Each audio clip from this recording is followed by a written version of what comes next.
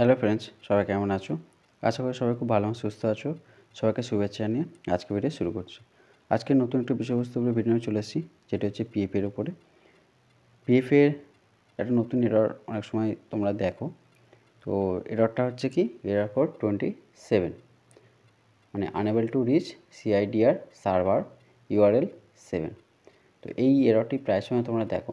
তো এই এররটা কি, কেন আসে, বা এলে কী করতে হবে, তো তার step by step online process আজকে আমি ভিডিওতে আলোচনা করব।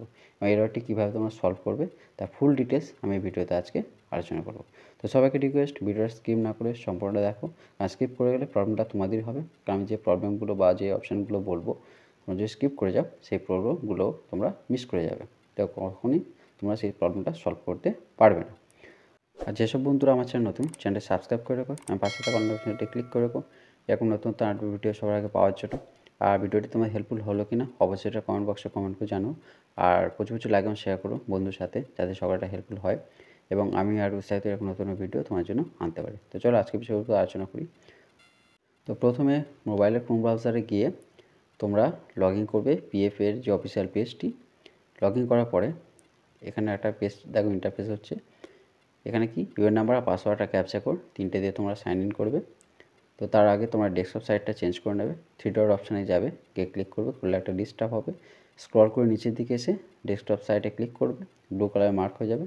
করার পরে তোমাদের পেজটা জুম ইন বা জুম আউট করতে সুবিধা হবে।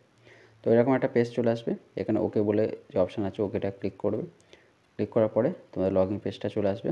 এখানে আগেই বললাম যে ইউএন নাম্বার, পাসওয়ার্ড আর ক্যাপচা কোড এই তিনটে তোমাদের এন্টার করতে হবে, যেমন থাকবে সেই অনুযায়ী এন্টার করার পর সাইন ইন করবে।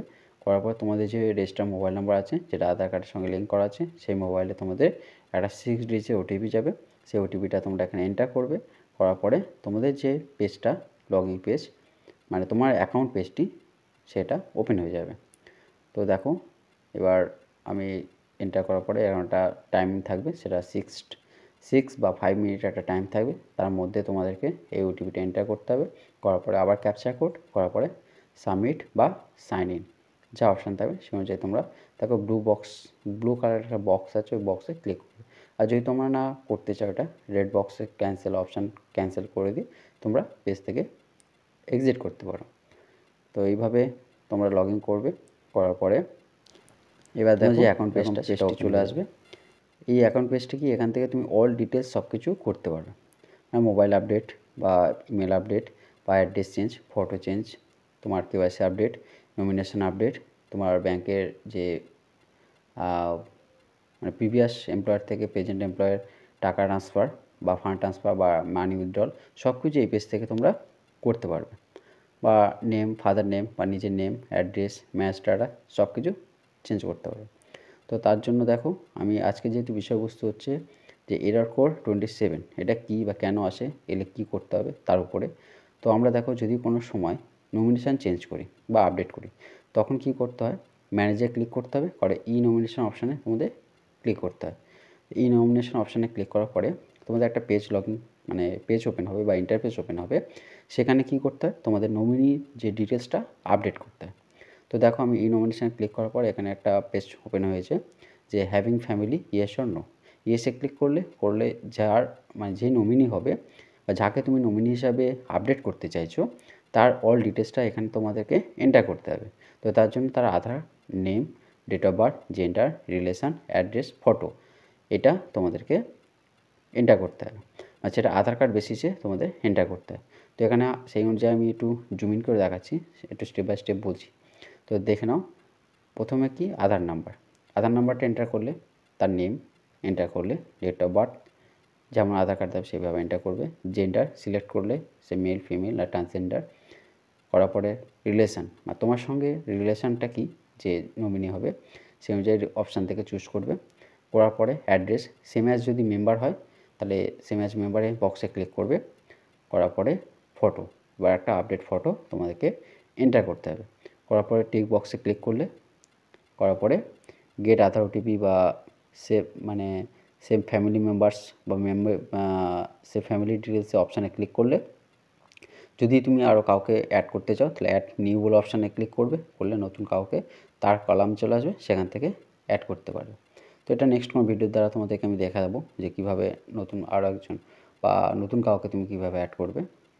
তো দেখো এইসব যে ডিটেলসগুলো আমি বললাম, স্টেপ বাই স্টেপ যে অপশানগুলো আমি দেখালাম, এগুলোকে এন্টার করার পরে তোমাকে কী করতে হয়, সেভ ফ্যামিলি ডিটেলসে অপশানে ক্লিক করতে হয়।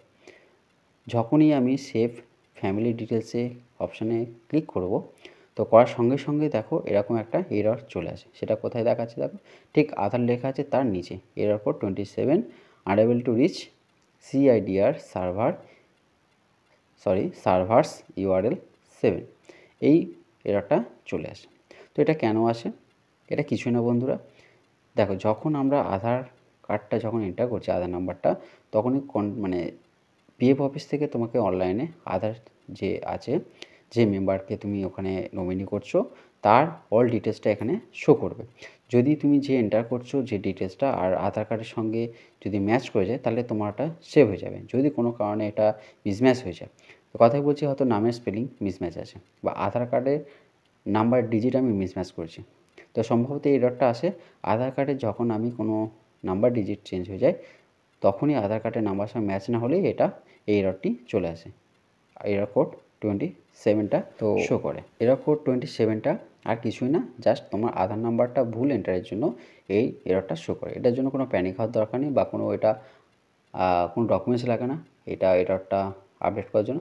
জাস্ট তোমাকে আবার নতুন করে আধার বেসিসে বা আধার কার্ডে তোমার যেমন ডিটেলস থাকবে সেই অনুযায়ী তোমাকে আবার নতুন করে সব কিছু এন্টার করে সাবমিট করলেই এটা সাবমিট হয়ে যাবে।